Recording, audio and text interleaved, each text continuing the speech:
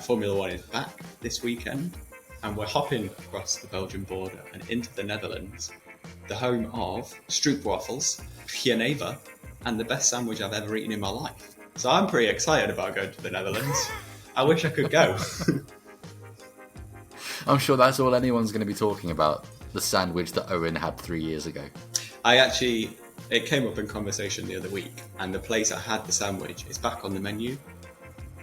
So If anyone on the way to the Dutch Grand Prix stops off at Rotterdam, you can get a sandwich from Baker & Moore that will blow your mind.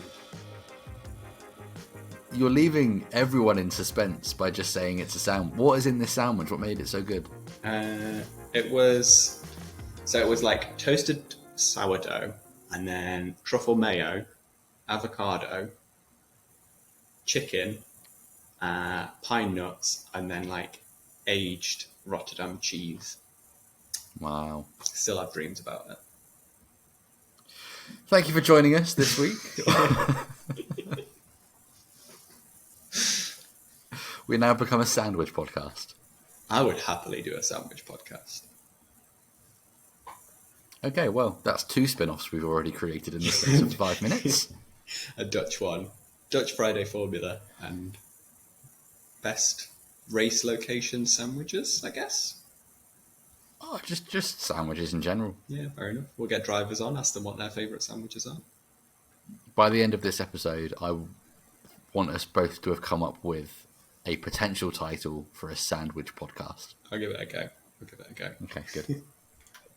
But as this is going to be the first Dutch Grand Prix since 1985, we thought it would be kind of a good opportunity to look ahead to the weekend, look back on where Formula One has come, look back on how far Formula One has come since 1985, and kind of the things to look out for at the Zandvoort circuit, which has all been kind of revamped, and we've got these big banked corners that are kind of the big talking point going into the weekend. They look almost like the kind of things you expect on like an oval circuit for IndyCar or NASCAR. How do you feel like the banked corners are going to impact the racing on Sunday? Well, so impacting, I mean, they look cool. They'll be cool to drive. I think the one at turn 15 is like 18 degrees, which doesn't sound like a lot, but for these mostly, flat circuits that you get in Formula One nowadays, it will be cool.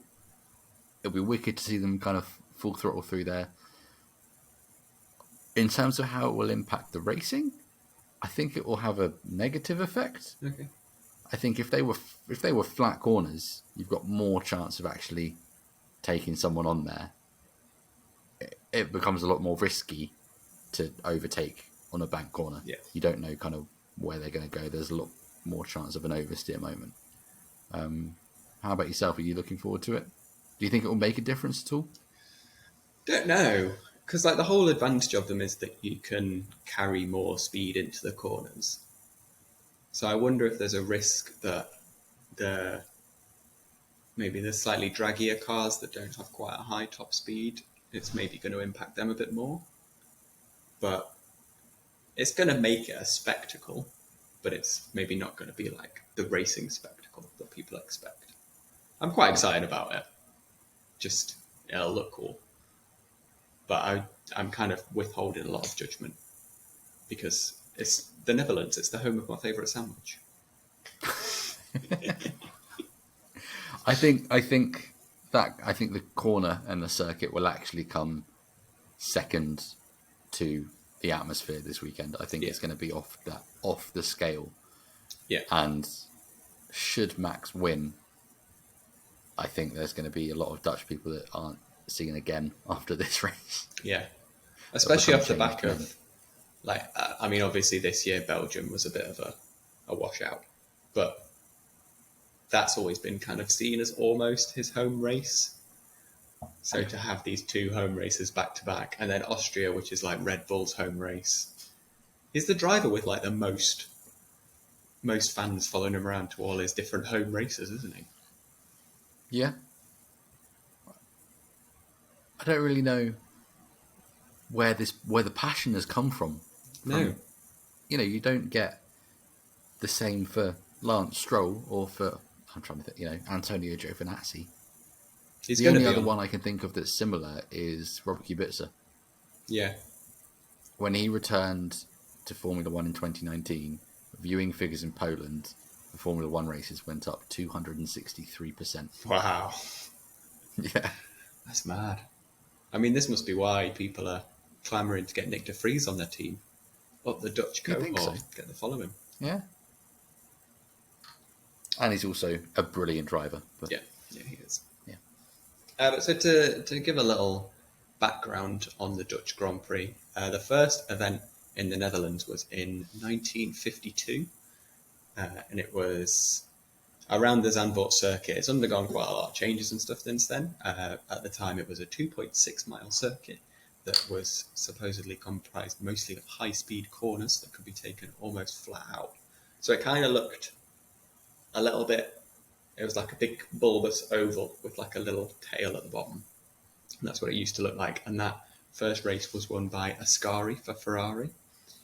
I found out a weird little fact that it was part of the Formula One Drivers' Championship, this race, but it ran to F2 regulations, which I found interesting because I didn't realise Formula 2 existed in 1952.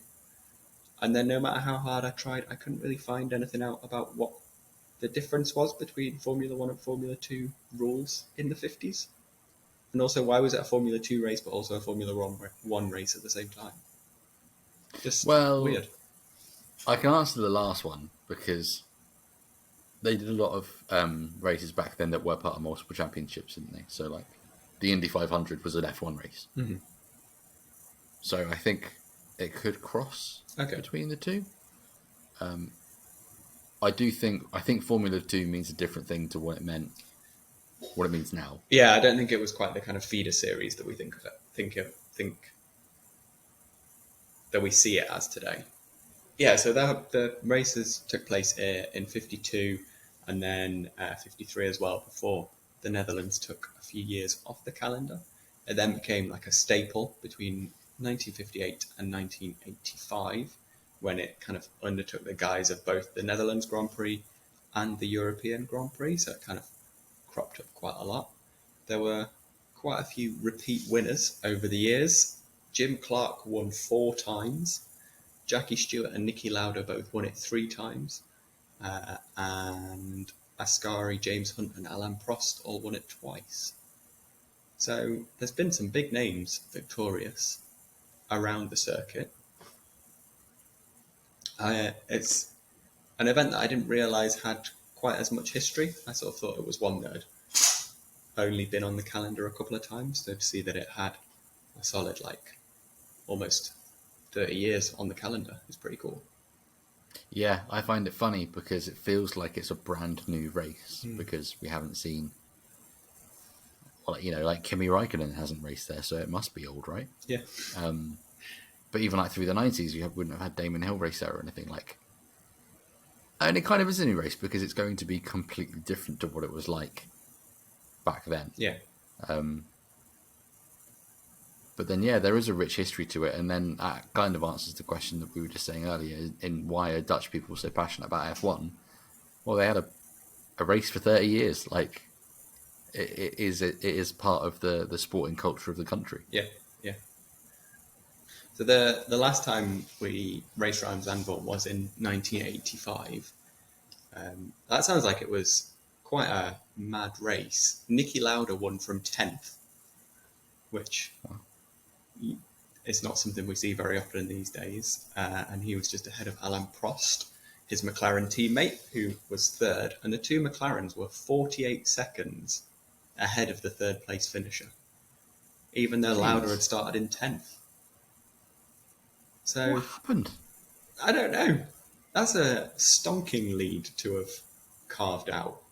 And it was Senna in the Lotus in third, so not exactly a slow driver. Crikey. The fastest lap of that race was 1 minute 16.5. Okay. So only marginally slower than your race around Zandvoort. But they're completely different circuits. And that was, I believe, Niki Lauda's final F1 win. Oh, was it? 25th and final win before he retired. Wow.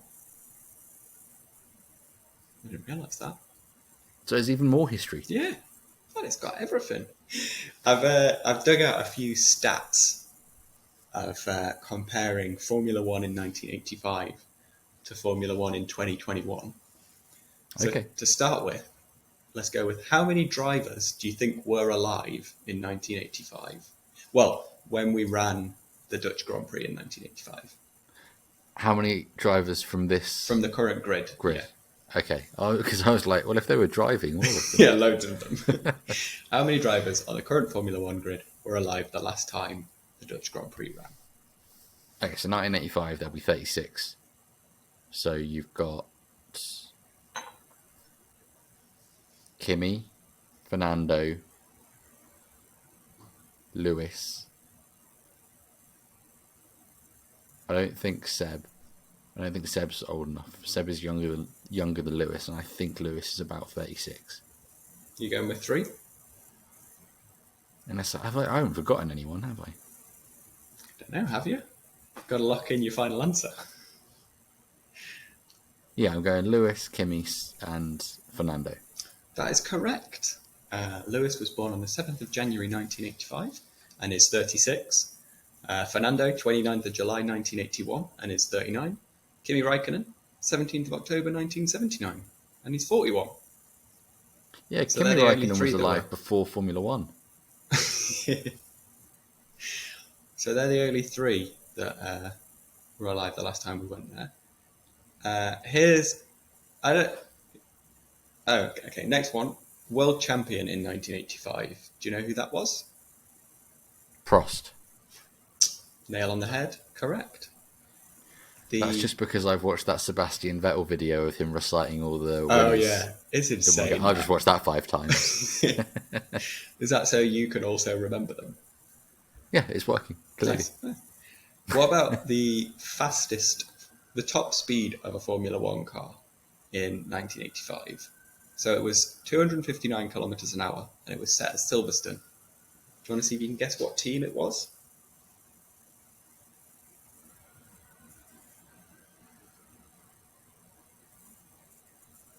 McLaren. It was Keke Rosberg for Williams. Oh, Apparently that top speed, stood for 9 years. really? Yeah.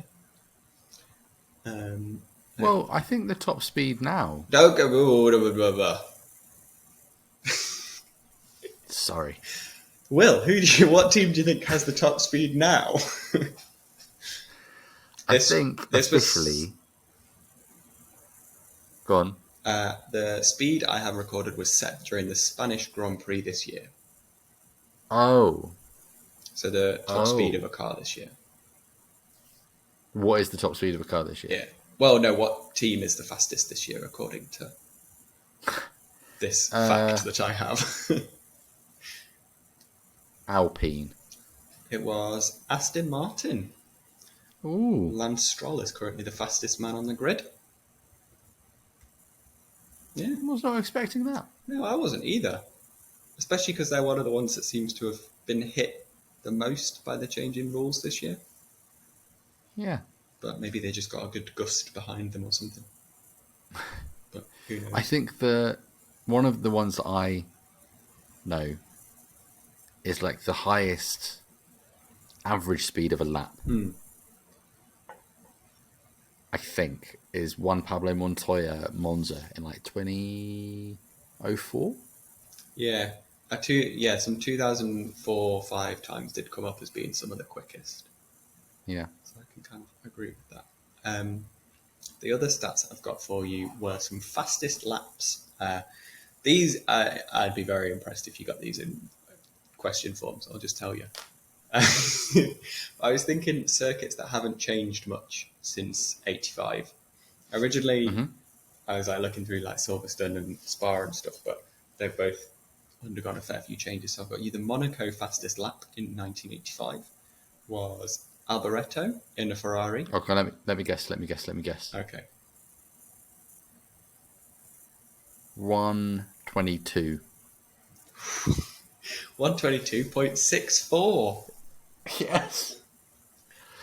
What about Monaco in 2021? Who set the fastest lap this year?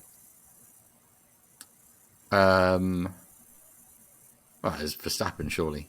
It was Lewis Hamilton. Ah, 1 minute 12.91.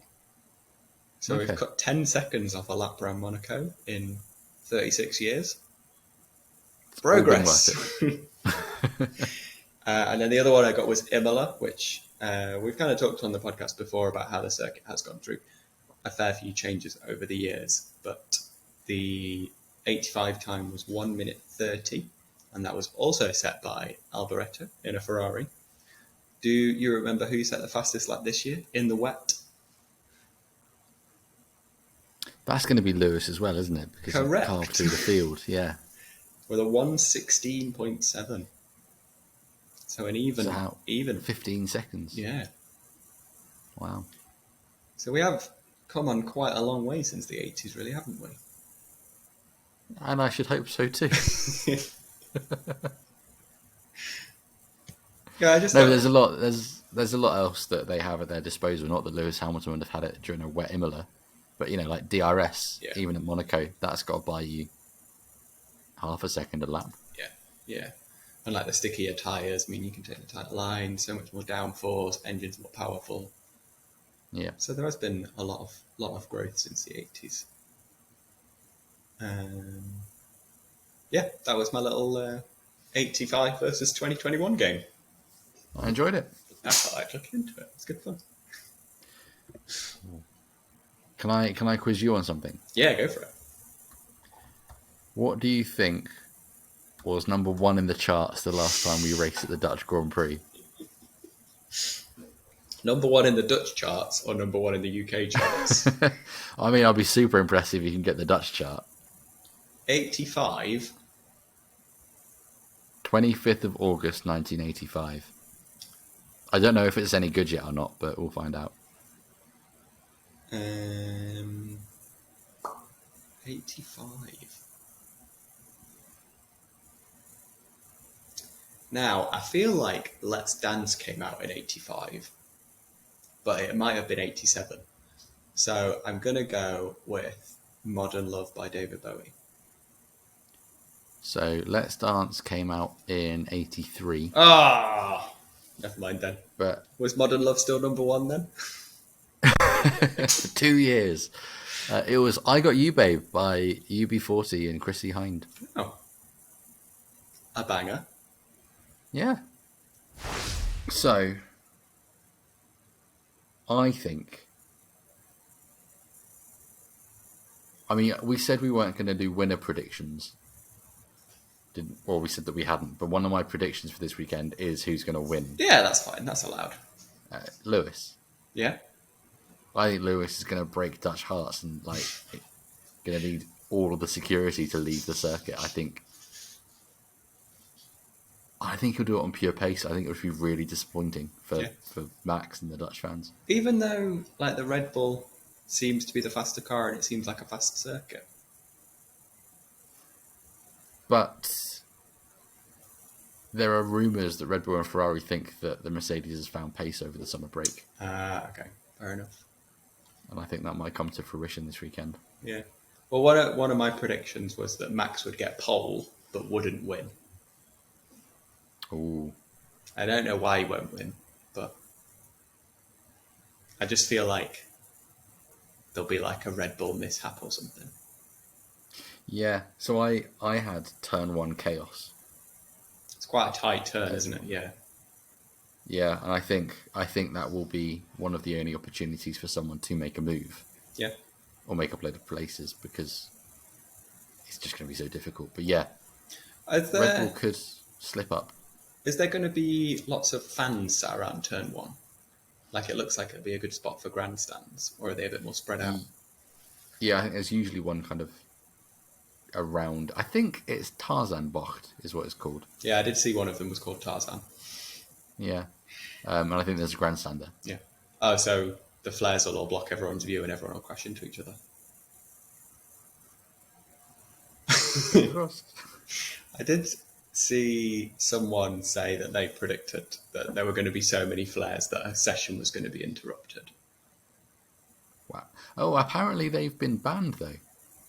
Oh, good, because they seem So very risky. yeah, and there was also a court case in the Netherlands that passed yesterday that confirmed the Grand Prix could go ahead. An environmental group took the Grand Prix to court to say that they hadn't done enough or whatever. And I think because it's on the beach and there's a lot of fauna around, Oh, for so environmental reasons, there are certain things they're not allowed to do. Ah, well, that's good. Yeah, it's quite cool that it's basically a race on the beach. Yeah, really cool. Stick some sand on the track. Bit of Oh yeah, that sounds like a good idea. loose Turn it into a rally. Formula One rally. On the kind of subject of the orange flares and things, one of my predictions is that Lando or Danny are going to make a joke that all the orange fans are there for them. I think that's going to happen. Oh, I feel like they've already made it. It's a safe prediction, that's why. My final one was that there are going to be 3 safety cars. 3. Yeah. Ooh, kind of on the not subject, but kind of related point. In IndyCar, on the banked corners, they have like a 3 wide, no more than 3 wide around the corners, I think, don't they? Do you think, are we going to see Formula One cars go in a few wide on the banked corners? Or do you think that's what's going to bring out the safety car? Is that why you're thinking 3 safety cars? Yeah, I think no chance. I don't think you can fit 3 cars wide on that bank. I'll be very impressed if someone pulls off a move on that bank corner. Yeah, it would be cool. It'd be very cool. My final prediction was a Ferrari on the podium. Ooh. I think that's the spiciest of them all. It probably would need 3 safety cars and a load of other madness for it to happen. But trust in Charles. Yeah. It was Carlos's birthday on Wednesday, so maybe he'll be spurred on. Although it was Bottas's birthday last week, and that really worked for Bottas. Well for him. But yeah, I'm hoping. I mean, I feel like I was this excited going into Spa, and Spa ended up being rubbish. Yeah, I'm hoping it's quite a good one. And like when we went to new tracks last year, that we've been to again this year, they turned up some quite exciting racing. So hopefully it's good. Maybe. Fingers crossed. Let's see what happens. I hope it's not a case of not living up to the hype, because there's been a lot of hype about it. Yeah. Especially because we've been basically waiting an extra year, because it was meant to be May 2020, wasn't it? Yeah. Well, even so, at least it's not very long until the next race, which is Monza, and that never disappoints. No. That's where we'll get a Ferrari on the podium as well. Could you imagine? I don't know why I've suddenly turned into such a Ferrari fanboy. I think it's the red headphones. I'll send you a hat. Excellent. Thanks very much for joining us on this Dutch adventure through the Netherlands as we preview the race at Zandvoort this weekend. We'll be back next week where we reflect on what was the greatest race of the year to make up for the shambles of last week. In the meantime, you can follow us on Twitter. There's an account for the podcast. It is at Friday Formula, or you can follow us individually. Owen is at Owen_Bellwood. And I am at Will Longman. You can join our Formula One fantasy team, where, I mean, we didn't even talk about what's happened with the Belgian Grand Prix there. I think one of us has probably been cheated into losing it completely. The code will be in the description or on Twitter or wherever you are. You can listen to the full version of this podcast, which is probably the first thing I should have said in this outro. It's on Spotify, Google Podcasts, Apple Podcasts, and in the link of the description of this video. And you can like this video, subscribe to it, so you get the latest episode as soon as it gets uploaded. I think that's it. I think that's all the plugs. The only thing left to say is we'll see you next week, and goodbye.